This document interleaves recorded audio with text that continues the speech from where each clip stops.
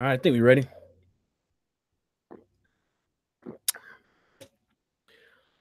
Let's see here. Oh, here we go. Well, well, well. Look what I found today, baby. I found a little treat from Sporty, from old Sporty. This boy had some. He had some good. He had some good ass haterade today. He had the thirst quencher.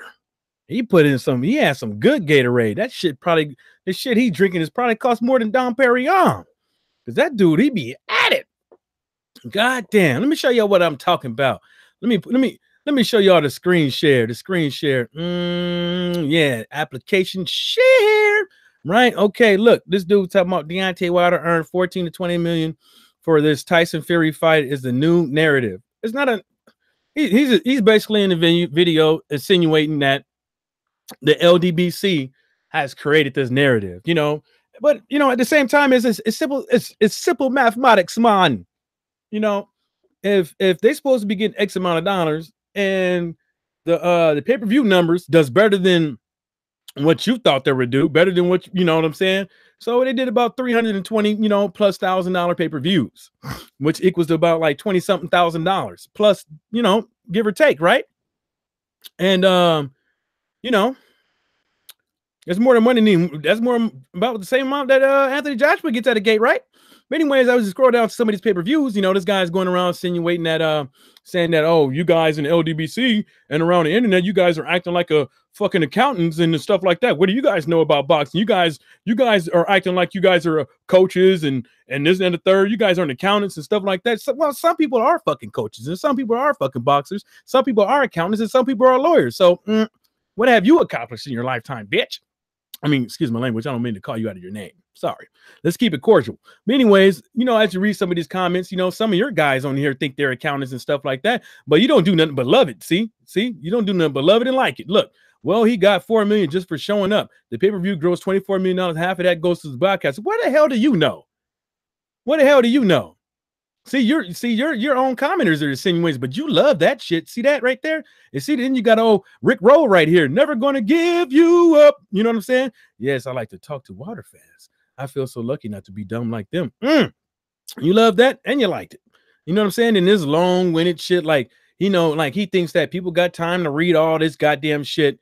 But as you can see, 16K seats times 500 average sales seats. That wasn't the average, buddy. I don't know where you got that at. But anyway, scroll down. I talk about some tell them icons, and you got the ping, boom, boom, boom, boom. You got the little thing going on. So, you can read some of this stuff. It's a whole bunch of bullshit. But anyways, let me get out of that and talk a little bit. So, all he had to do was do a simple ass fucking Google search. What's up, Laws Donkeys, man? Ain't nothing popping, baby. I'm just about to kick something in Sporting Icons ear one time. You know what I'm saying? It's simple. It's a simple Google search. Yeah, I think he backed by Eddie too. He backed by somebody, but most likely it is Eddie.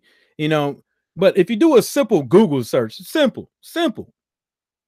Like I said in my last video, just because you never seen it, just because you never heard it, does not mean it doesn't exist. But if you just go online a little bit, my brother, just go online a little bit, you will see actually where the narrative came from. Or you can also, or if that's not the case, you can see that somebody else is pushing the narrative as well, that Deontay Wilder may be receiving 14 to 20 million dollars. You know what I'm saying? Because it ain't just the LDBC. Let me put you on the screen share a little bit, since there's people out there like Sporting Icons, that don't want to do some due diligence of a simple Google search to do some research.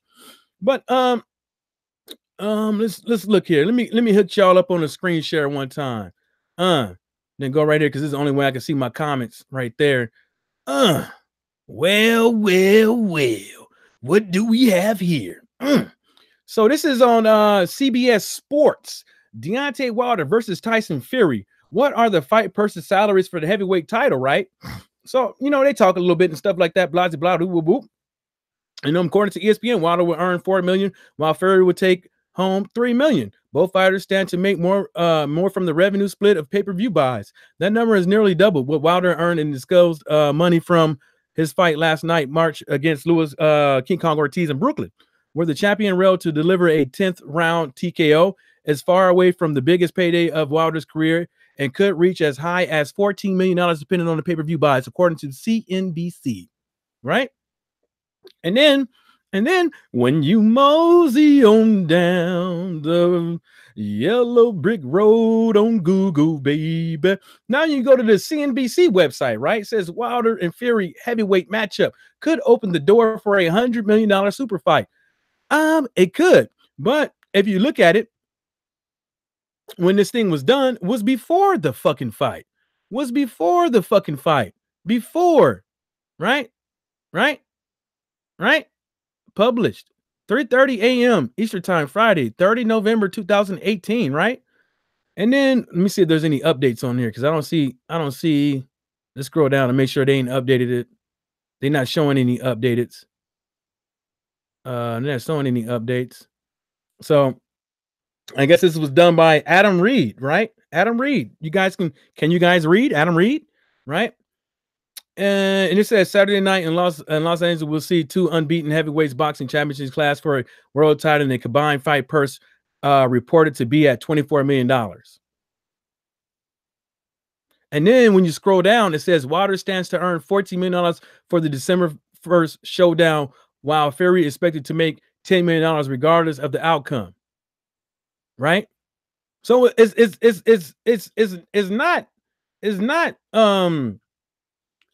not just the LDBC that's out here talking about this fight purse. It's not just the LDBC out here talking about how much money Deontay Wilder is going to get. You talk about how much money and how the pay-per-view done and stuff like that with the UK fighters. You talk about their pockets, and then you're gonna get mad at us when we talk a little bit, Come on, bro. So that just got you right there, baby. Boy. Drinking that haterade. Man, let me drink some of this shit you be drinking. Mm-hmm. See, this is Gatorade. And this ain't haterade, baby. This is Gatorade. This is that thirst quencher. You know what I'm saying? But what's up, Laws Dawkins, man? What you doing about there, baby boy? What's up? What else you want to talk about? I got something else. Let me see here. We got something else to talk about. De La Hoya saying that he's more confident. Canelo beats Mayweather. I mean, I don't even know why the boxing scene even used this to be an article on a website. I don't know why they did. Because it don't mean shit. I mean,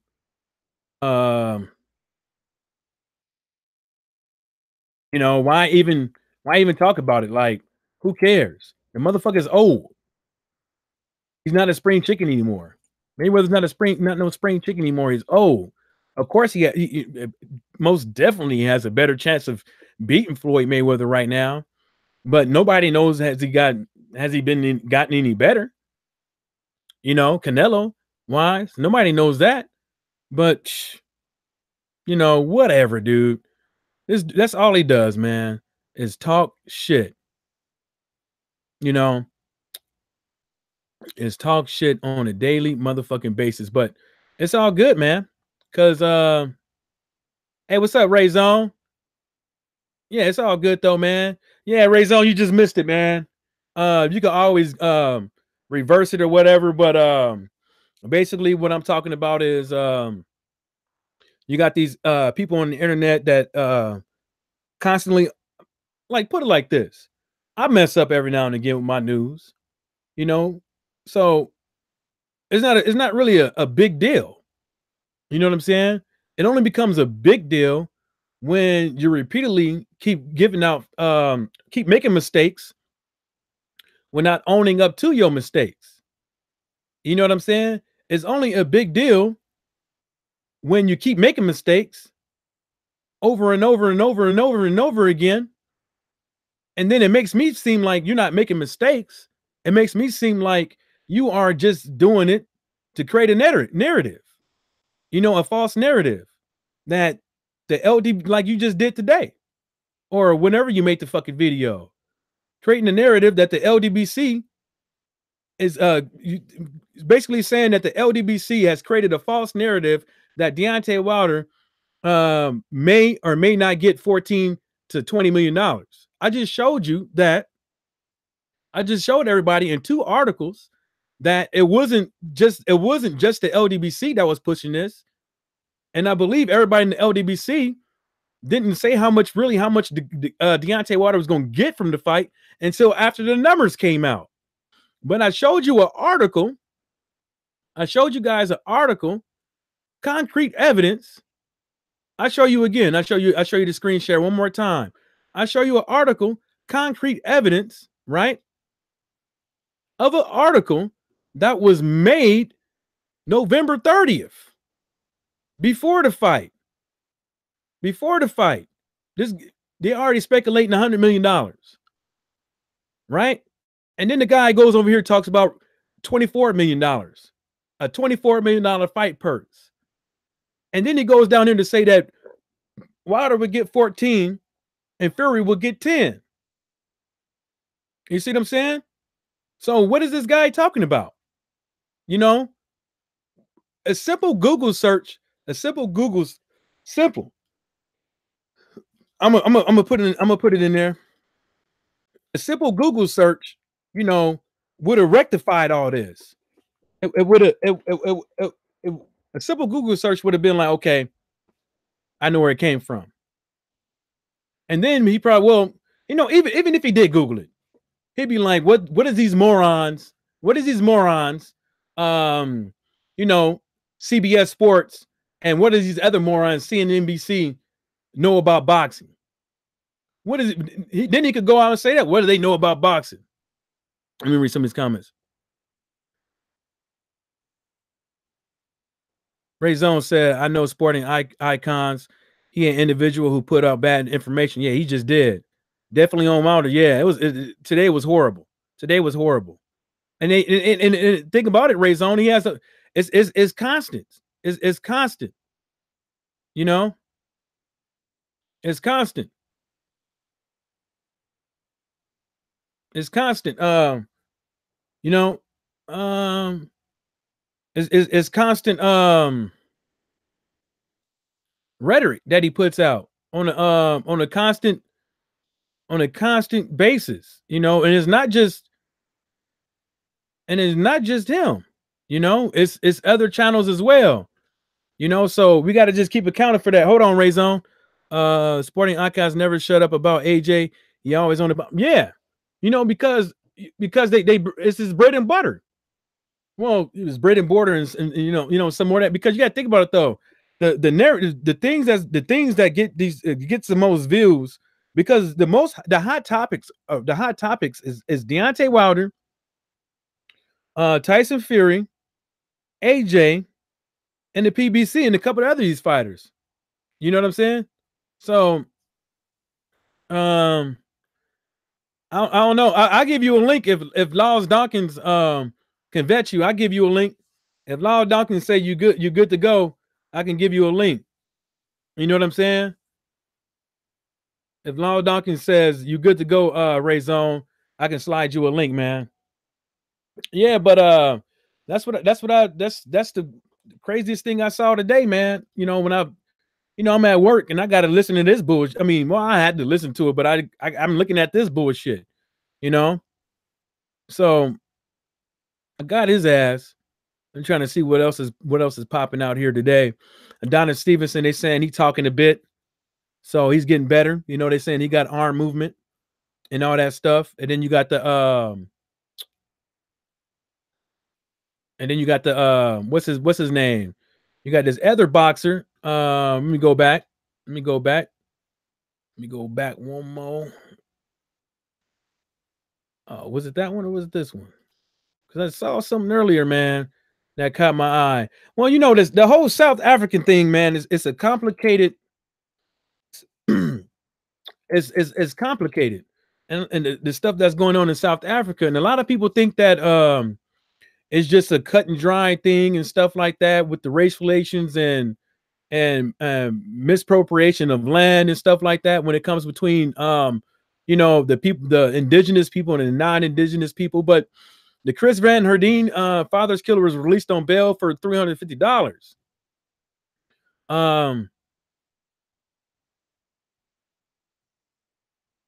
All right, I send you a link. I send you a link. Laws said you good to go. Laws, if you want a link, I give you a link too. Now, how do I do this? Okay.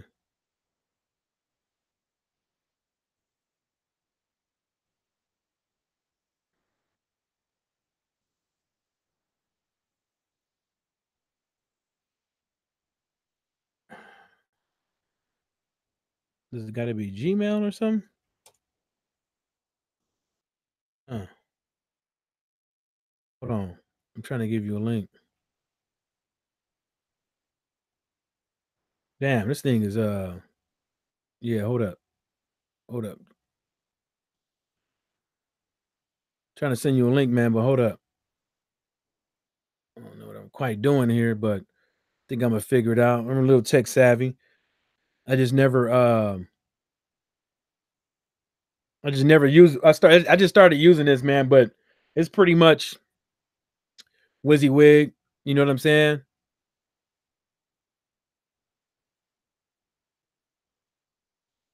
Let me know when you in. I just sent you a link, homie.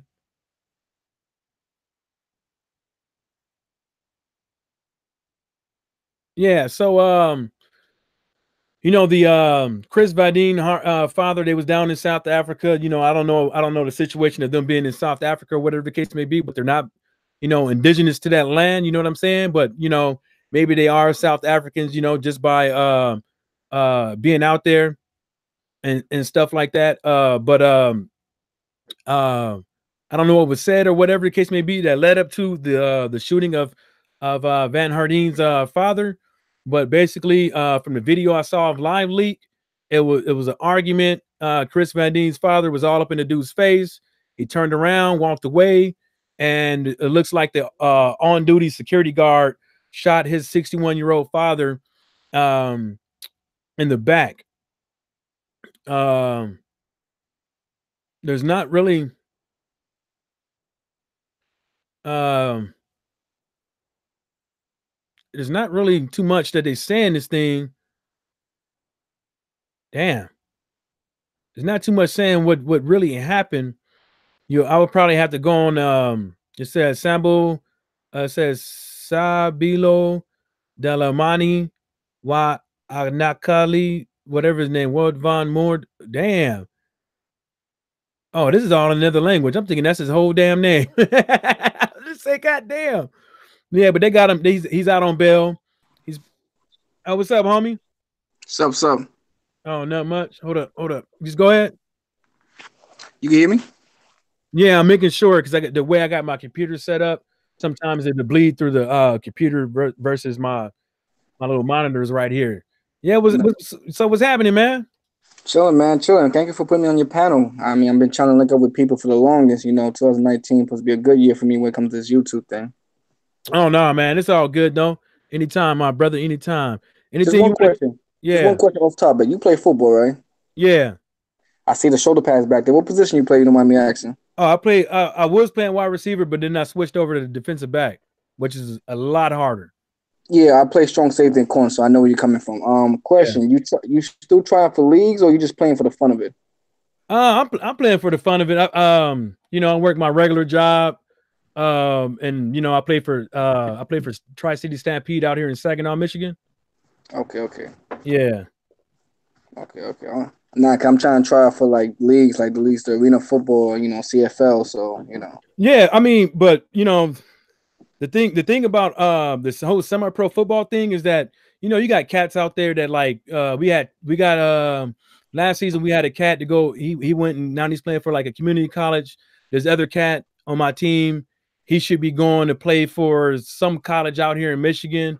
So you know you got a couple cats. They get the you know the people with the alumni. They get to walk on and try out for had a guy go up there to Notre Dame. Had I know two cats that went out there and tried out for San Francisco 49ers last year. Um, so you know it's cool and dandy and all, but you know I just do it for the fun. But there's cats out there with with a little bit of skill on them and stuff like that. That you know I'm 32 years old, so you know these young bucks, you know out there that I keep trying to tell them, stay their ass in the weight room, stay off these goddamn cigarettes and drinking all like that. Especially Nah, I when feel you. huh? Nah, I definitely feel you because my window is kind of closed, so that's why I'm trying to get like a one-shot deal and see if I Yeah. can make it through one of those leagues. And I tell a lot of these After that, cats, man, it's just, most of the time, like these missed opportunities is all on, dedication. nah, Yeah. I definitely agree 100%. Definitely. Yeah. So yes, it's a cool league, man. It's the good thing about some of these summer pro teams versus you playing arena versus you playing the CFL and stuff like that is that with semi pro a lot of the leagues are nonprofit, so it isn't ruin your college eligibility. You know what I'm saying? So when you do join some of these leagues, it like it's a done data. You're like ain't no college, you know what I'm saying, and stuff like that. You could just go to CFL, Europe League and stuff like that. But it's fun, but it's just, man, you got a lot of knuckleheads, man. You got a lot of Yeah, man, you got a lot definitely. of knuckleheads. But I see you. I mean, there's some guys on the team and stuff like that. You see some talent and stuff like that. It's just that some of the guys could just use that little push or that little, you see something in them and you try to hook them up, try to tell them, this is how you do it, stay out of trouble and this and the third. But then when they get on the field, sometimes it just doesn't, they just forget some things. Translate it don't translate on the field to wins and outside of the league. Like I get where you coming from 100%. It's just I'm trying to get to the level in the sense of more of getting into it and everything else with the trainer and the staff that backing me up. I could get even to my elite level because I feel like I'm in my prime because I never had no major injury or major surgery, so that's why I Yeah. keep in this game. But the only thing that could keep taking me out of the game is my age. That's the only thing. I'm 28, so it's like that's my prime years. If you think Yeah. about folks and DB, yeah. I mean, it's not all of your prime years, but really, to tell you the truth, what I would do is, like, if I was back in my 20s, and stuff like that, I would just find some things for my position. You know what I'm saying? As far as good leg workouts, back. You know what I'm saying? Because that's really your bread and butter right there is leg strength and lower back strength right there. You know what I'm saying? Definitely. And then I would just, I don't really care about about a lot of the quick drills. And the reason why I don't like the footwork drills, I don't really, care about those. I never did because I never, it never helped me out one bit. What did help me out a lot more than that was riding a bicycle. Riding the bicycle for long period of times because that was gonna get that burnout real quick. That bike, it could be it could be a bicycle, it could be a stationary bike. You know what I'm saying? That would really tear them legs up. You know what I'm saying? Because going up hills or doing mock hills and doing them over and over again. Then when you get on the football field, you start learning that, damn, I could run up and down this field. All I need is 10, 20 seconds and I'm right back to normal versus you just doing these quick drills and they don't last that long. You know what I'm saying? Yeah. Because that burn, because you can't, it don't last that long. It's just different for me. I rather ride the bike. And then not only that is the bike is different than running and all that stuff, because then you got the all that weight that's off your knees. You know what I'm saying? Most things from wide receivers and defensive backs and stuff like that, that never had a leg injury or whatever, but they do end up getting injuries just from running all the time, just for going 100% all the time, just from hitting people and rolling those hips into the hits and all that stuff. And that's the reason why that's another reason why I like the bike, because you don't have no weight on your knees. You know what I'm saying? You don't have no weight on your knees or your ankles or nothing like that. It's weightless and so. Now, I definitely agree. It's like the only thing what I want to do with my footwork is get mostly of my quickness off my feet, like hit the turn, get my hip. So it's like once I know my feet want to hit a certain turn, then boom. Because I would like to work on my hip more than anything. Because as a DB, it's your hips. Everything comes from your legs and down. Everything hips and down. Yeah, so what I do is what I do is I try to learn how everybody ain't gonna move out of a turn like you know, it's not the same for everybody. You know what I'm saying? It's either because they brain can't wrap around it, or this way is just easier for them. And what I found out is like the best way to break on a turn is actually figure out like what's the best point of attack for your body. Like you gotta think about it though. If you backing up and then you want to go forward, you know what I'm saying? It depends. Like some people they gotta have they can't do it with a little bit of their weight forward because their knees ain't strong enough, or their knees just won't allow them to do it. You know what I'm saying? So what I do is I try to point my feet. I try to have my feet. I try to have my feet pointed in a certain way to where if I do attack at a 45, like if I do attack on the 45 for the ball, like I'm not gonna overrun the runner, and I'm not gonna overrun the ball. You know what I'm saying? But then again, I don't want to be like too high, and I don't want to be too low, because what happens is if you're too low, that's more weight on your legs, and you can't, and you gotta you gotta kind of like build up to go. You know what I'm saying? You gotta, and then when you're too high, you can't even get off fast because you know what I'm saying. You don't have no spring. Yeah, you don't have no spring. So once you it's just like if you got in the 3-point stance, right? And you was trying to run fast. You know what I'm saying? And you was trying to run as fast as possible. And some people will be like, well, the best way to do it is just to spring off and move fast. It's like you got to do it kind of different. Like when I do it is I take short steps. And I keep my body low until I feel like you know how you can kind of feel like it's getting lighter, like the weight on your legs is getting lighter and lighter and lighter. Then as that goes, and then like, you know, a couple of steps down the road, then I start to lift my head up higher and higher and higher until like, you know, it damn near feel like you floating when you're running. So it's kind of like on that thing for me, because like I can't do it.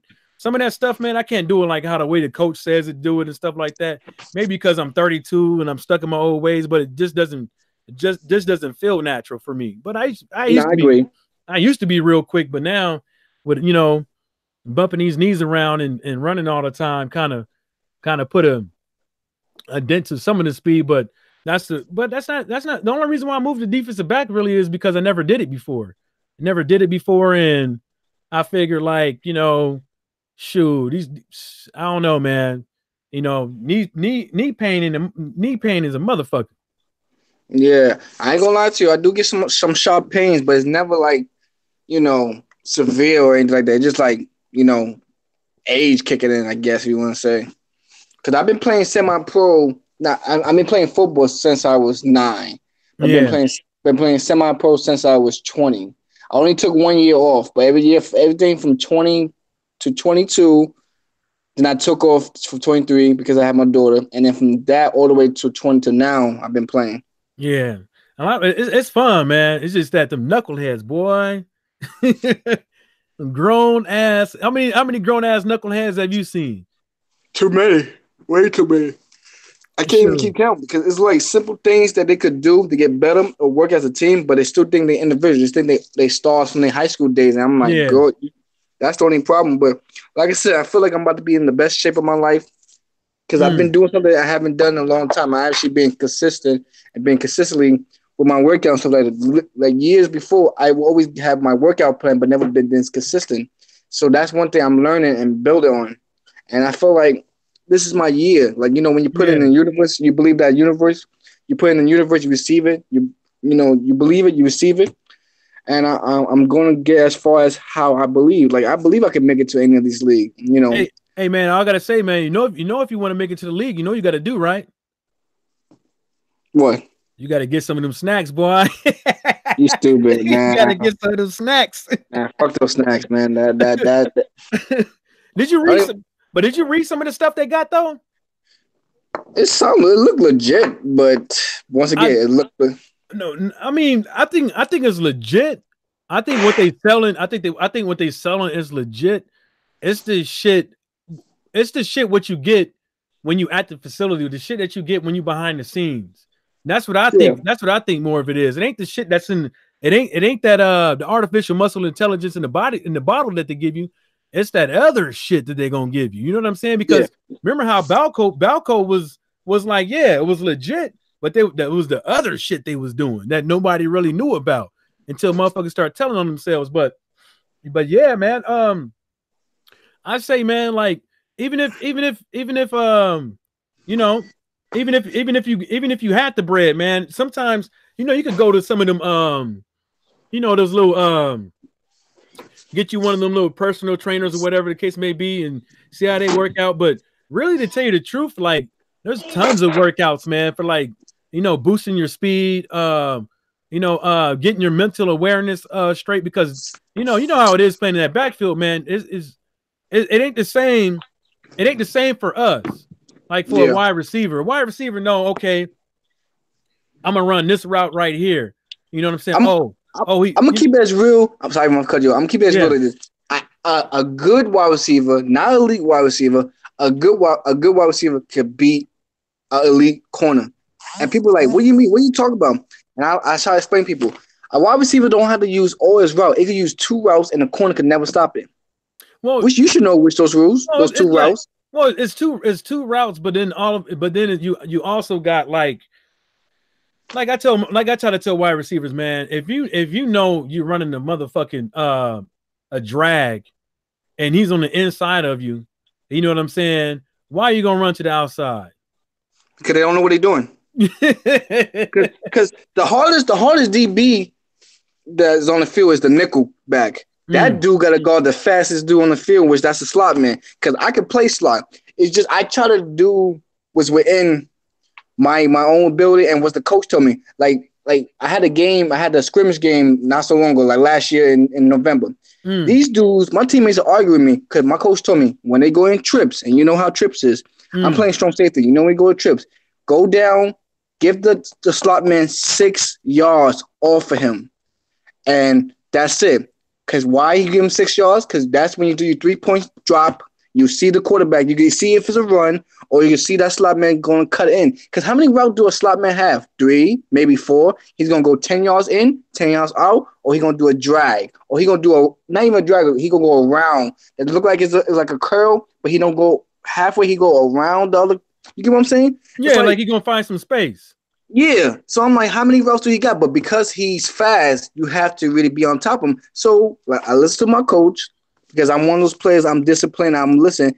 They do it to him. I got the tackle, but I feel like if I would have got there a little quicker, I could have either caught the interception or knocked the ball out. But I got the tackle, so he didn't got as far as he caught it. I mean, but the thing about it is, man, it's hard to judge that shit sometimes, man. So, I would have been fine with the tackle, man, because sometimes like it's like a lot of people think like when they're watching the game, they're like, oh man, he could have got that. And we do it all the time. Oh man, if that was me, I could have got that, or he should have got the interception. But it's sometimes it's hard to judge the ball. And then sometimes like when you own the field, it's a total different thing because you got so much thing going on and that you got to watch out for. You know what I'm saying? Because even if he was to do that and you to break and you to break for him, and then all of a sudden he keeps running down the damn field, and you know what I'm saying? Because them stop and goes. Like I keep trying to tell people, man, it's like y'all think that is easy, man. Them stop and goes, them is hard, and because not a lot of people actually run them stop and goes the correct way. In my league, they're trying to do that shit at like fucking 20 yards or 10 yards down the field. Like, man, you ain't about to pass me on this bad boy. You know what's the problem? A lot of our receivers don't want to drop on a pivot. Okay, if you drop on a pivot and get back to like hit that 0 to 100, a corner's gonna be like, "What the fuck?" Yeah, he's gonna be like, he gonna be lost because once you drop, he gonna go for the tackle. He's like, "Nope, you thought I was gonna start, motherfucker." Like I play wide receiver. Wide receiver is my naturally gifted position. Yeah. But I just didn't want to get hit. To be honest with you, so I was like, I want to do the hitting. So I've been playing corner since I got into semi-pro. All the time was just wide receiver because I could easily do any route they give me. I mean, yeah, I mean, when I play wide receiver, man, I was just kind of like, man, because there's some sorry ass quarterbacks. Sometimes you see some sorry ass quarterbacks, and then like they throw the ball at anything. They know you about to fucking get creamed. They know like that motherfucker right there. But I'm gonna see if you're gonna catch the ball because I don't want to get hit. That's just dirty. I'll be like, That's a quarterback I don't want to play for because he would not care about your safety. yeah, we you know what I'm saying. That was my first year playing, man. You know, I was getting pretty banged up, but I had fun though, man. But in this league, it's like you know how some people are, man. And you know some of these cornerbacks, some of these DBs, I mean, some of these DBs and shit like that. They more worried about like you know them highlight reel hits, and then you know you got the wide receivers there. You know, on the run plays, they run like they running a streak, and then come back and try to like clean everybody clock out. You know what I'm saying? So I just be like, come on, bro. Like, you know, it's cool and dandy and all, man. But you know, these highlight guys, man, I'd be like, come on, bro. Like, it ain't really that serious, man, to come out here to try to hurt somebody. You know what I'm saying? Like, seriously, because you think that's cool. You know what I'm saying? You know, yeah. I want everybody to lead the field, you know, healthy. What's up, J1 Pro? I want everybody to lead the field healthy and everything, you know, and make some good hits. But, you know, I don't want to be going around here side, you know, blindside people, yeah. Like left and right and going, ooh, yeah, that stuff looked good, but that could be you next. Yeah, but like I said, these guys don't know how to play. Like, just because they go for hits and highlight. No, I go for the win, because at the end of the day, you could get like 10 good hits and lose the game. Yeah. I seen it happen. Like me, my brothers right now, my teammates that we've been doing off-season workout with each other, you know, hitting the field as a team. One dude told him, he's a quarterback. One dude told him, like, oh, I'm a 3-time MVP, league MVP. And he just laughed like, dude, you don't got no ring. I got 6 rings. Like, he got 5 rings about to go on 6 with us, trying to help us get a championship. I got 0.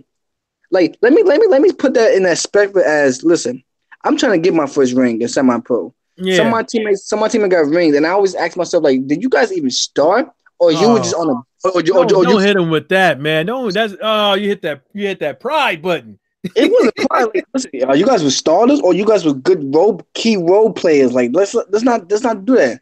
Because I mean, but you know, I put it like this: even if they was key role players, like, you know, that's better than not getting on the field, and at least they contributed. You know what I'm saying?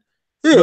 But don't get me wrong. Special teams are one of the keys that's not getting respect in any league, because special team cause a lot of havoc. Like, especially, I don't even think. Do y'all even practice special teams? Because we don't. Yeah, we do. Who line up? That's about it. But you see what I'm saying? You feel what I'm saying? Yeah, but I was a special team captain, because I could tell people where to hit the ball at, who's the weakest link, and stuff like that. And I know how to, you know, icon it, because I was a captain for the special teams. Like, you know, because to me, that's the most dangerous play, because everybody is just free falling, just hitting anybody and try to go up the ball. So if you're not paying attention, you go a blind field. I seen people get smacked. I seen people get helmet come off. I seen people get their legs chopped up. Yeah. Trust me. Some dude tried to air me out. Luckily, I didn't get gassed out, but that little dude just took his whole shoulder and went in my stomach. I was like, shit. Lucky I wasn't shit. Well, man, let me tell you something. When I'm on special teams, man, the coach, one of the special team coach, man, he'd be like, I want to see somebody get hit. Run down that field and blast the first person in front of you. I'm looking at him, you big fucking dumb. You know how many holes that's gonna fucking create if everybody just going down the field, just, you know what I'm saying? Like, you know how many holes that will create? I was like, because some of these teams, they actually practice special teams, so they're gonna create a wall. You know what I'm saying? And they're gonna try to beat you to the outside. So if you got everybody going down there just smacking somebody, you gonna have a lot of, don't mean they're gonna knock them over. You know what I'm saying? So, man, when I'm the gunner, man, I don't hit nobody. Only person I hit is the goddamn motherfucker with the ball. That's exactly. It. The only way I'm hitting somebody is let somebody is in my way that I have no choice to. Yeah, that's how you're supposed to do it. Like, you ain't got no choice but to hit this dude, or you gotta blow some blockers up. You know what I'm saying? You gotta blow that, you gotta hit that wall. But I told him, I was like, man, I am not doing that. If I'm the gunner and I'm supposed to get this guy locked on to me, his eyes locked. I want that guy with the ball, eyes locked on to me. What people gotta understand about special team, if whoever's the gunner, they're not even supposed to get no contact with any of the blockers. They're supposed to go straight past them. They're just speed guys. You're supposed to go past them What their idea is to bring the fucking runner into the middle so where he could get trapped because 9 out of 10 times his man's gonna block his way and we're gonna be right there. In a matter of time, the gunner's gonna catch him or we gonna catch him. But what's the problem is people are so much going for hits, and if you're a smart kick returner that actually have your eyes open, and because sometimes half a field be open. I never even NFL. I'd be like, yo, why he don't go to the other side? Like it'd be one whole side field open. I'm like, yo, just make a right. Yeah. Make a left, make a right, and then boom, you're already out. Because I think they kind of run it like already kind of like predetermined on which way they're gonna, because they actually be blocking. You know what I'm saying? So I think they be just trying to hit for that wall and then bounce off of it. I think, you know what I'm saying, but especially kickoff is one of the things, man, is like it ain't predetermined. Like you gotta go with the flow of it. You know what I'm saying? Like you can't, but I think that's what they be doing. That's why I respect Devin Hester to this day, because to do what he did in the era where, I mean, because he started as, people don't know, he started as a cornerback. He started as a corner, but because he was so good in kick returning, they say, all right, we're gonna have you there. Just he made kick return as a freaking position. Like he made that like you was supposed to get drafted like as a kick returner. You know what I'm saying? Man, my boss killing me, man. Damn, I got so much stuff to do. Talking about 1 hour delay, then getting off early tomorrow. Yeah, I'm gonna make it happen. Yeah, it's snowing up here, but it ain't bad though. She just don't want nobody to get hurt on the way to work, man. You know, what J1 Pro say? J1 Pro said, I love playing special teams, but the worst hit I ever experienced was a blindside block on kick. That's what I'm saying, though, man. That's the only thing you have to worry about special teams. You just gotta keep your head on a swivel. You just have to. On a swivel ain't the word, man. You gotta have. Sometimes you gotta have security. Sometimes you gotta have a security team out there with you. Shit. But it's all dependent. Cause I love special teams. I like special teams. You know, because it puts you in, and it's let you know where you're supposed to be at and how you're supposed to do it. It shows that if you're disciplined. It definitely shows you if you're disciplined. If you can't play special teams, you're gonna be reckless. I need my dudes to go out there. If you're a bunch of hitters, all right. If you're gonna be just a bunch of dudes that hit the wall, all right. I already know where I'm gonna place myself. I like to be myself in the next to the gunner, also next to the kicker, because you gotta know your gaps. Because 9 out of 10 times there's 5 dudes on the front line. They're gonna hit 2 dudes. They're gonna hit one. Gonna try to hit the gunner. One gonna try to hit between the wall of the kicker and vice versa. So if you know where they're gonna hit you at, you gotta confuse the wall. The front line is the front line. Once you get like 3 dudes over the front line, 9 out of 10 times that kicker's gonna run right in the middle. Yeah, you ain't lying. Shoot, I don't even be, man. I don't know if I'm doing special teams this year, bro. My knees getting old. I'm like, yo, bro. You know what I'm saying? I'm good playing defensive back the whole game, man. It's just that element of you know, especially like you've been saying, man. Ain't no telling what, you know. I let them young bucks do it, man. Let them young bucks do that shit. I do it if I have to, man. But at least put a motherfucker on punt. You know what I'm saying? Shit. I'm getting a little bit too man. I'm 32, man. These knees feeling like they 42, man. You know what I'm saying? So I don't know. Yeah, man. I've been buying some shoulder pads. If you ever see these online, I recommend not really getting them because the pads up in the front right here ain't they're kind of worn out. But these are good. These are actually pretty good shoulder pads. And you know, those are DB running back there. But I bought these for like $25 off of eBay. I'm gonna clean them up. And then I might want to buy some shoulder pads off for you, like. and then I got these right here. What you know about these? Shit, what size are you? We probably almost about the same size. You probably how much you weigh? You don't mind me asking. 185. Shit, I'm 186. Yeah, I wear the smalls though because I don't like I just like when everything is tight, man. But I actually, to tell you the truth, when there's something really funny, you see these right here? Yeah. You know how much these cost, right? Probably more than what you pay for. These are when they first came out, they were like 400, and now they're maybe like three something. Did you know? I just bought a large, a fucking large, right? Of these right here for $100 on what's that website on on this. It's called Sideline something. I just bought it for $100, and the dude only wore them for one season. What the fuck? Yeah, yeah. And you won't even. And actually, to tell you the truth, if you even go on eBay and you type in Rydell SPK shoulder pads, you know what I'm saying? You go yeah, every now and again you see them for 150, but most of the time it's in the 200, 300 range. So I just got lucky, man. I've been trying to tell my teammates, but I'm about to sell these. Like I got them for 25. I'm gonna sell them, $30. Make $10. You know what I'm saying? Sell me a couple. I about to buy a shoulder pad for you. Yeah, that's what I've been doing, man. Shit, but the large ones I got in they wide receiver ones, man. But they come with as long as you got a little something to keep what is them deltoids to keep them off your shoulder a little bit. Yeah, and then yeah. Oh, Lars Dawkins said he don't know what we talking about. We talking about American football, man.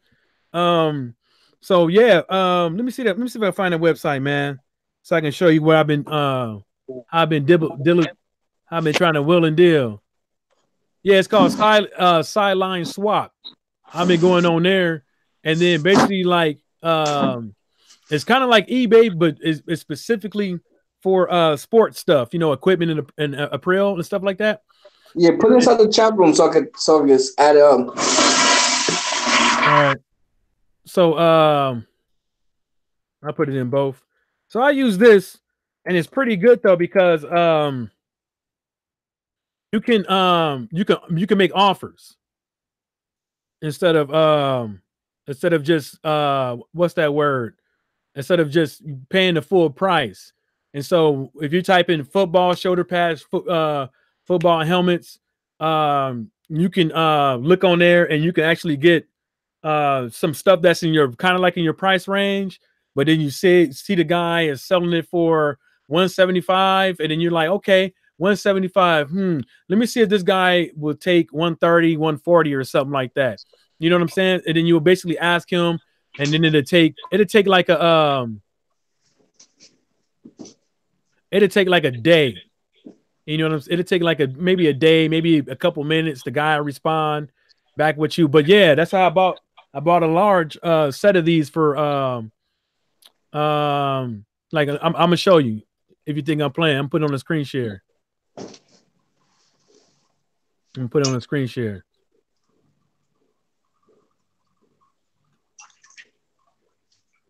See right here.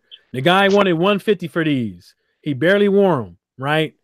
And I paid $100, 109.47 for these suckers. So, it's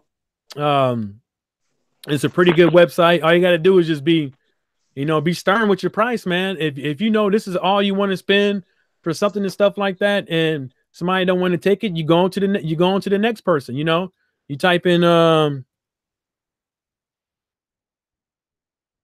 football shoulder pads. They got kids. See, now these ones, I tried to lowball this dude. He didn't want to do it for 100. He'd probably do them for 150. These are $300. These are brand new. These are $300 shoulder pads, but these specific ones are for offensive line, defensive line. Those are the Gear Protects. But they got all kind of pads on here, man. I saw some other ones. Now these right here, these are adult shoulder pads right here. The Velocity Zenith shoulder pads. He only won $100 for them. They're large. You feel what I'm saying, though? So, there's a couple others. Some of this stuff on here is just junk. You know what I'm saying? But kids pads like these old Barry Sanders 1985 looking motherfuckers. You know what I'm saying? These ain't grown, man. They JPKs. You need the SPK. Yeah, you still there, homie? Yeah, I'm still here. Yeah. So that's what I do, man. I get on that website and look at it. They got helmets and stuff on there, but these are the football. Stay away from these, man. They probably all right, but I'm not buying them, man. I wouldn't buy them.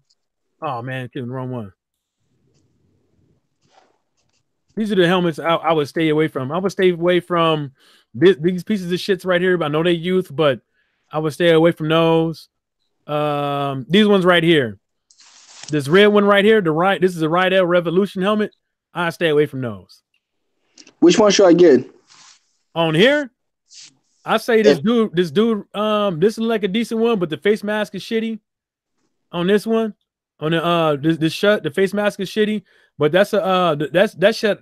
It's just the design right here. You can tell, which automatically tell you that it's a newer style helmet, and so versus then you getting the Shut older style helmet. I think it's a Shut Vigilance older style helmet, which doesn't have a great rating. But when you scroll down the list, now this one's a good one too. This 185, like I said, he might take it for 140. He might take the 140. That is the Rydell Speed, not the Speed Flex, but this is the Rydell Speed. I'm pretty sure he'd do 120, 140 around that range. I mean, he probably do got a stern price, but this one right here is a pretty good one too. This is a Zenith helmet. Just get on there and ask him if it's the Dalton helmet first. But this is, it has it's a newer style helmet as well. It's not the newer Zenith helmet, but the newer it is used, the better you off, because what you're going to come find out is sometimes just the padding in them be worn out. See what I'm saying? Look at that face mask. It's thick. It's like an older style face mask on a newer style helmet. That's all it is. But I don't think that's an adult though, because them shoulder pads look kind of small. But then this helmet right here, these aren't really old. But this is the Rydell Speed helmet, and they're pretty expensive still to this day, brand new. And the reason why I'm saying that is because it's not that old. So the padding in there is still good. Like, it's not beat up and worn out. You know what I'm saying? And that's the reason why I'm saying stay away from the Rydell Revolution helmets, because they've been used a lot. Because I think they're like 2000. I think when they came out, 2000, 2004, one of them two. Like I said, he won 184. I'm pretty sure, like, I would just start off with 100. Then if you don't like that, a couple days later, still on there, I'd be like, okay, 120. A couple days later, still on there, okay, 140. I would not go on this website or even on eBay and pay what they want. I'm not, homie. Nah, I feel you, man. I definitely agree with that. I appreciate the website though. I'm definitely gonna check it out. Yeah, I mean, especially with football, your shoulder pads. Now that's gonna be the thing that's gonna get you, because the shoulder pads are sometimes they just worn out, man. They just worn out, the padding in the front, and then sometimes it's just hard to get that smell out. You know what I'm talking about? And so that's the reason why I really don't like buying used shoulder pads. But at least with the newer style shoulder pads, they have like a antifungal and stuff thing in there, so that'll kind of help you out. The older style shoulder pads with the enclosed, all this enclosed shit, don't got nothing in it, so it'll pretty much get you. You know what I'm saying? But yeah, man. Yeah. Shit. Well, you been watching boxing, lady boy? Of course, yeah. yeah. So Go ahead. No, you go ahead. Yeah, I definitely saw the Tyson Fury and Deontay Wilder pay-per-view fight. I just recently watched the Charlos and Dominic Brazil fight. Most people think that Jamel, I believe that's that one. Jamel Charlo got robbed. I don't think he got robbed. I just think the judge went off for who was more aggressive. I just felt like Charlo was a little more aggressive, but Harris was definitely hitting the counter shot, and he was hitting precise shots at him. I just think they should have gave it to Jamor, just because he landed the right shot and he was more aggressive. Harris was just sitting on his punches, which that was smart. He did that, and he didn't get gassed out like he did when he went against Jarvis Swift and the other guy when he lost his two fights. Because he almost beat Swift. He almost beat him. He almost beat him. I mean, but with old boy, man, like from Harrison, from what I saw in that fight, he couldn't. That was the only way he could win. Yeah, he wasn't good. He couldn't let his hands go. from what I got from Harrison's movements in the ring, like he was, it made me think that this guy is trying to stick, but he's really worried about getting knocked out.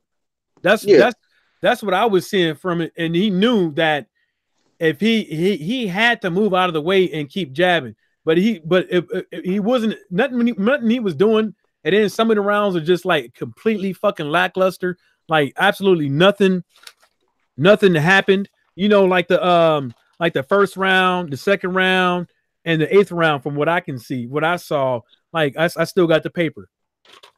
And see, I still got my paper right here. I still got my paper. So, but you got Charlo winning, huh? Do you got Charlo winning? I had Charlo winning just because there was it was them three rounds that went to decision, and I thought that 1, 2, 3, 4, 5. Charlo took 5. Charlo took 5 rounds and Harrison took 4. Like I seriously think that if Harrison could have came back and won, I mean, made it a draw. You know what I'm saying? If it wasn't for the last 2 rounds. This is my next question. Would it have been okay if it was a draw? I mean, to me, yeah, I think it would have been better than the loss. You know what I'm saying? But still, at the same time, at the same time I thought Charlo won. And, I thought so, but no, I agree. I thought so too. But things don't. And that's another thing. Like you hear during fights is like people are more worried about the semantics and more worried about how people look rather than what happens in exactly. As Lance Dawkins said, now we're talking, rather than actually what's going on in the ring. Like when I watched the Dillian White fight, they were saying, "Oh, Dillian White looks what was that word they used? They said like it was that word they always use. He looks so composed in the ring. Look at him, he's moving smartly in this and the third, but he was taking a lot of shots that he didn't need to take." Exactly. You know what I'm saying? You know what the problem? Because when Harris did counter, his punches landed. That's what they was saying. It doesn't matter if your punch. It does matter. Let me not say that. It does matter when your punch landed. But if one person be more aggressive, landing decent blows, and you just stiff all the time, you just counter fighter. See, this is why Harris knew. I'm not knocking Harris' game plan because he knew what was his weakness. His stamina was his thing, and the way he fight against Jarvis Swift. He couldn't fight him the way he fought Charles. Because Jarvis, you could go, walk him down and hit him because his defense is very trash. Like that's why I don't think he could beat the Charles. I don't think Jarvis could beat the Charles. Neither of them. Cause one, if he fight Jamal, he's gonna lose badly. Jamal is just a more better fighter than the brother, out of those two, the big brother at least. Jamel is too quicker than him. He gonna get knocked out. Only why Jarrett stayed undefeated the way he did. Because he got a chin, as surprising that sound. He got a chin. I mean, I see dudes straight punches doing in his face like he's a fucking walking dummy. I'm like, yo, why he's not knocked out yet? Yeah, some people can do that. That's probably that cocaine. I'm joking. I won't think you lying. But damn, but I mean, Harris was piecing him. Like I think he was backing him up, and he's piecing, man, and he stuck there like his head cocking back. I'm like, he's just crazy. Like I don't think. Harrison, I mean, he's a boxer. He can't knock somebody out. But I don't think he's that strong, and he knows it. No, he don't got the power, but he got the hands. I think most people like him, how he get knockouts with those punches that you don't expect. Like, somebody went to throw an uppercut, he sides in the chin, and you just fall out. Every one of those. He don't got naturally strong power. He got power to daze you, and then the ref could call a decision, and you daze more than 10 seconds, so they consider that a knockout. You understand? He don't have that knockout like Tommy Hitman Hearn knockout in the welterweight. Like he just knocked dudes out and you out cold. Or he don't got that what was Earl Spence knockout to the body contact. He don't got that type of power. You understand? So what you think about that? What you think about that Dominic Brazil in that Negron fight, man? Did you watch it? Yeah, Dominic Brazil was out of shape. That was basically that other dude could fight. I mean, he should have won that fight, but the problem was he kept, he got tired. Yeah, he did.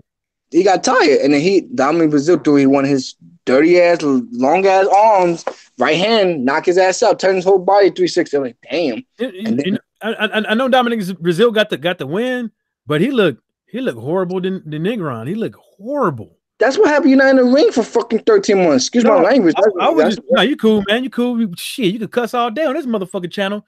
Nah, but I was saying that his whole like his head movement, his hand speed, it was just horrible. Like the way he was like if Negron was smart, like he would have just like timed him, like he kept his head right there, and then Negron did the same thing. Like he didn't use any head movement. Like his head was right there. Like I was like, how can you miss these two big heads? You know what the problem? No, Negron was doing good for going to the body and then go for the head. Oh yeah, that's what's in Brazil. But then Brazil realized, okay, this guy dude getting tired. Let me end him out and knock his ass out. See, Brazil called out Wilder after the fight, which that was nice. Like they needed that hype. Like he was talking shit to him. Like he saw him. Like, yeah, I'm gonna fuck you up when I see you. I'm like, listen, I know Brazil is going off of brute strength in fighting Wilder. I know damn well he's not gonna be Wilder. If he can't beat AJ, you're definitely not beating Wilder. I have nothing against AJ personally, but AJ knocked him out in 2 rounds. I think Wilder could do even worse. You understand? Yeah, but I don't even gauge that with Wilder with Dominic Brazil. What I gauge with Dominic Brazil, and that's what's gonna get him knocked out is him like fighters like you can't be in the heavyweight division, right? Fighting somebody like Wilder, fighting somebody like AJ and Tyson Fury, using your head like it's submits. You know what I'm saying? You can't use your head as a guard.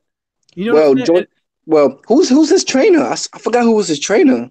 It don't even matter.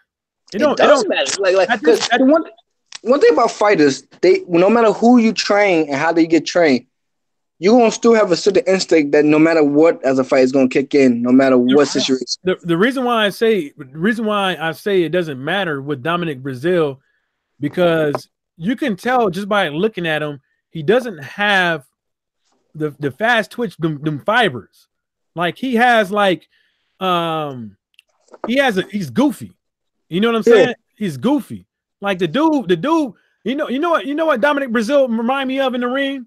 He remind me of when you watch Chris Bosh walk down the court. When you watch Chris Bosh shoot a jump shot. When you watch Chris Bosh like do a layup. It looks flamboyant as fuck. Like I know you're talking about, but it don't look right.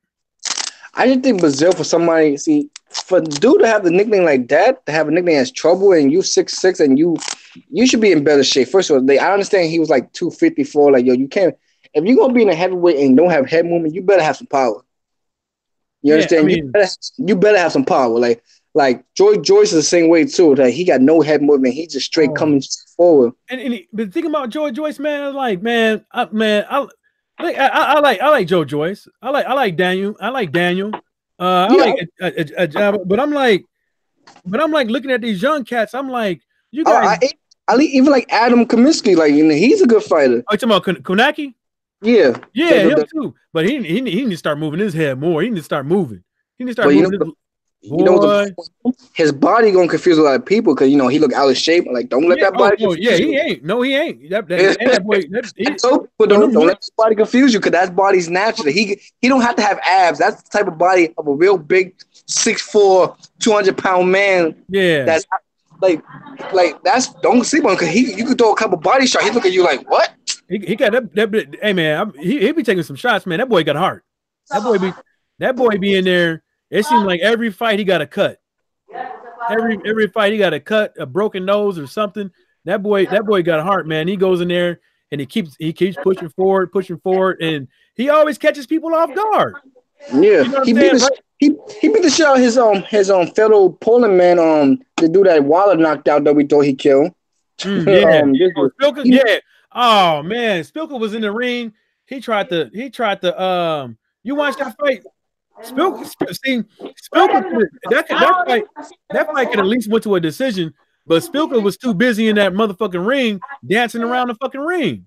No, because you know what the problem is? He's a 6'4" heavyweight that got some movement. He's quick for his size, but at the same time, you don't have no weight to you. You're at least like 220, 225. So the same size as Wilder, and you just try to act like. See, that's why he was able to catch Wilder a few times because he's quick. That's why people was like, oh, why they? You know what? When people don't understand when Wilder fight his ranked opponent, they said they don't give him credit.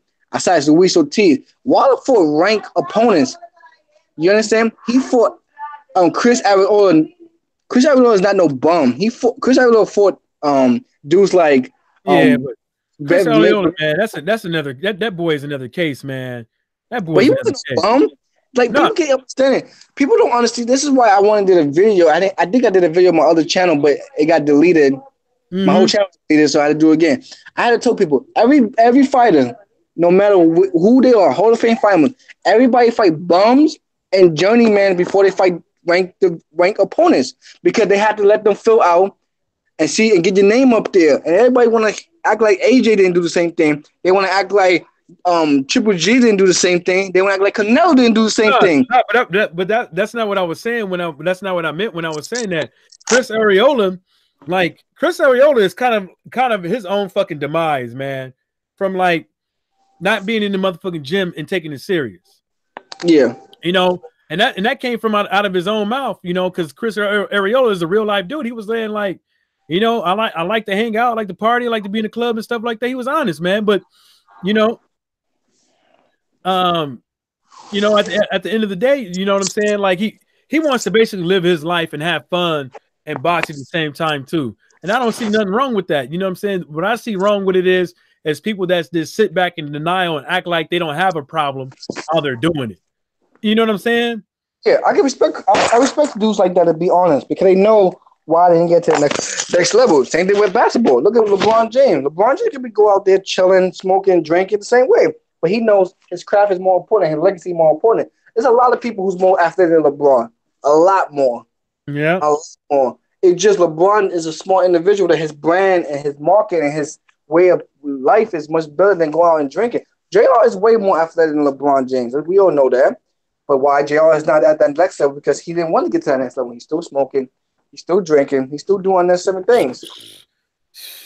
You know, this whole time, man, speaking about smoking and shit, man, this whole time, like when I used to watch Tyson Fury, like back before he got the belt and then a little bit after that, you know, but one thing I always noticed about him, and even look at him now, why does he always does this? Like, look. You notice that? Yeah. That dude is always sniffing at something. Ain't nothing in your nose. You know what I'm saying? He always sniffing. You know what I'm saying? Like I always wonder. And then he popped for the cocaine. But anyways, that was just off subject. But you know, it was some good fights that weekend. I just thought that, you know, people like Dominic Brazil and stuff like that, you know, he's in the way. He's in the way. I think what needs to happen is, I think a better fight will be if Dillian White did what he needed to do and fight Dominic Brazil, take that mandatory off of him, and then fight Deontay Wilder. You know what I'm saying? Not gonna do that. He wasn't gonna do it. I mean, I know he's not gonna do it, but what I'm saying is that's the best route for that man.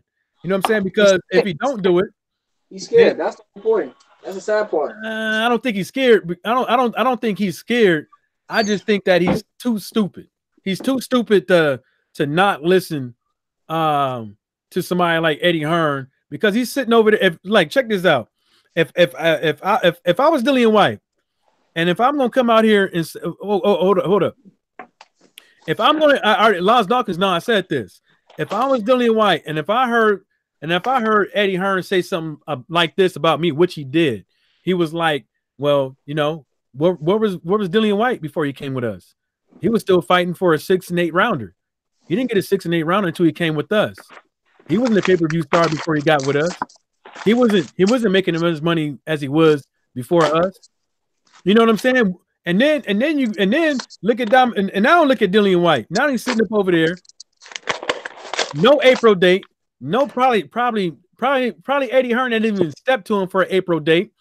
And then Dillian White's gonna sit up over there and say, well, I'm not gonna sit around and just wait around. I got my own career to worry about. What he should be doing is sitting up over there. I have a purse count. I don't give a fuck. I make a YouTube account. I tell everybody on my Twitter to come look at this press conference I'm about to do. I do whatever I need to do. Hell, I say, hey, Black Fight fan, come on over here, man, and help me out with this my damn YouTube account so I can have you do the questions or whatever. Because damn, I would be like, look, I'm calling out Dominic Brazil. Let's make this happen. If these motherfuckers can't give me this motherfucking AJ fight, I'm gone. Yeah, I'm all right. I got extra one. You know what I'm saying? I'm going up over there and I'm going to go fight Dominic Brazil. Fuck that shit. Because if you're gonna sit up over there and you're gonna wait for this dude, it's January 2nd. It's the 2nd of January, and you're gonna and if Eddie Hearn hasn't stepped to you about that April date and you ain't seen no paperwork and y'all ain't going over no paperwork by now, odds are that the fight is probably not going to happen because he's putting you in the back burner just in case he could put somebody else in the ring with AJ other than you. Yeah. What he gonna do? He gonna try to make that big baby Miller fight because to make him mark in the United States now. Oh, hold up. Laws Duncan said AJ still fighting bums he never got in the ring with Ortiz or Tyson Fury. Yep. But the reason why,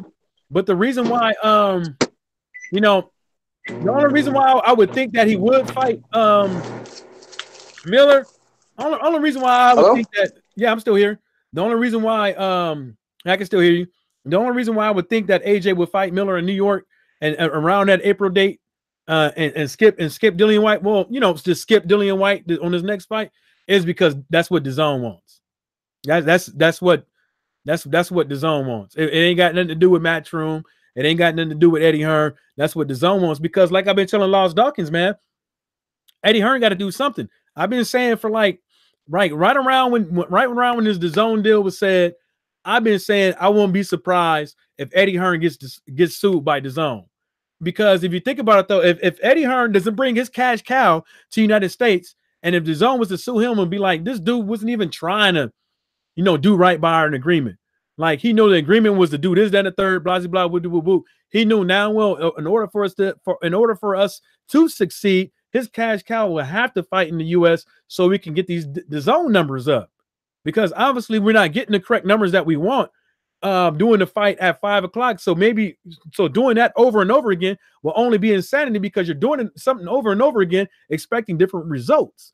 But Eddie Hearn and DAZN know that they have that dude's got to come over here. Well, everybody know that AJ's gonna have to come over here in order for DAZN to succeed. Thanks, Laws Dawkins, for agreeing, my brother. But that's just me on that, man. And it's sad. It's sad because we getting. Oh, he dropped out. Oh, he probably got a bad signal. It's just the rise of F.A. Ajabo. Yeah, well, it's just sad because it's it could be a waste of a career. You're gonna be sitting up over there. You don't want to be. Dang, where you go? Oh, I guess he dropped out. He probably got his phone probably died. But it's sad though, man, because I wouldn't want to be a Riddick Bowe. You know what I'm saying? I wouldn't want to go up in here and Dillian White has to get a YouTube channel, bro. Yeah, that's all he got to do. Get a YouTube channel and host his own press conference, man. You know what I'm saying? Get on there and start calling out these cats because he ain't gonna get the fight. Fucking, I don't think he is. And if he do, good on him. If he do, good on him, man. You know what I'm saying? Hold up, man. Let me go use the bathroom, man. I've been holding this piss.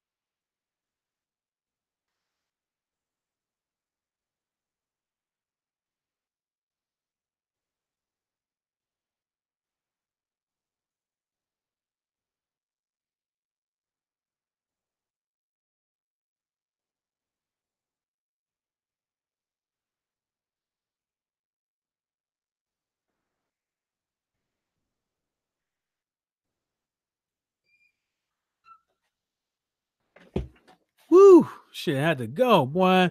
Yeah, I mean, what was we saying about this Dillian White character? Damn, where was that? Let's see here. Do do do do do do do. I mean, I just wouldn't want to do that shit, man. Become another, casualty of, But I watched if the Dillian White and AJ fight does happen, man, I watch it. But I'm not buying no DAZN. You know what I'm saying? I can't do it. I can't do it, my brother. I can't do it. You know, the only way I get to the zone is if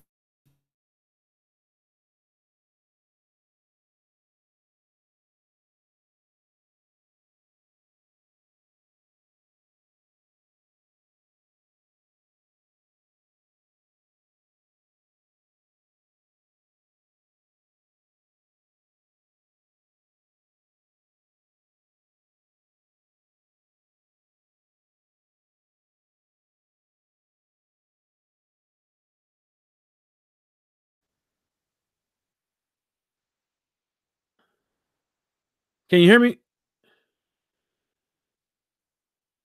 Yo, can you hear me? Because I think this damn thing just fucked up, man.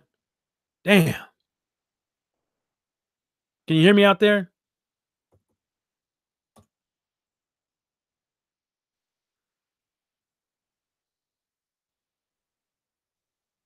Yeah, I think it just fuck.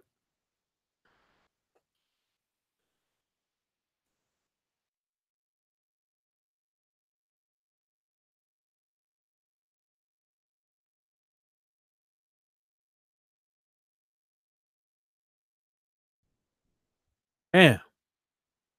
Fuck happened. Oh well, just hang it up.